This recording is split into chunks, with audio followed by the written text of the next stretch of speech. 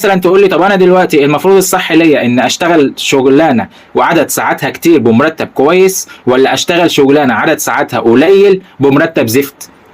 فده برضو بيرجع ليك انت. دلوقتي واحد اتخرجت ومش لاقي شغل، اعمل ايه؟ اللي هو السؤال بتاعك ده، حلك انك تختار الاختيار الاولاني، وهو انك تشتغل عدد ساعات قليله بمرتب قليل. اي نعم مش هيكفيك وهيكفي شويه احتياجات بسيطه، بس في مقابل ان هيكون عندك وقت انك تتعلم وتطور من نفسك علشان تقدر تشتغل بشهادتك وتحقق امنيتك اللي انت بقالك اكتر من 18 سنه شغال عليها، وهو تعليمك عموما.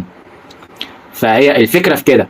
انما انت هتحرق وقتك في انك تشتغل 12 ساعه و13 و14 و15 و16. هتقول لي ازاي الكلام ده؟ انا اعرف ناس معرفه شخصيه بيشتغلوا بال 16 وبيشتغلوا 18 ساعه في اليوم، يا دوب بيروحوا يناموا، ما عندهمش وقت حتى انهم يردوا على رساله واتس. تمام؟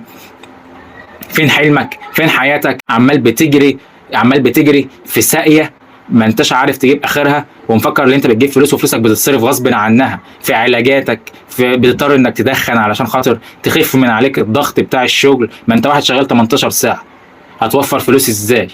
ما هو طبيعي.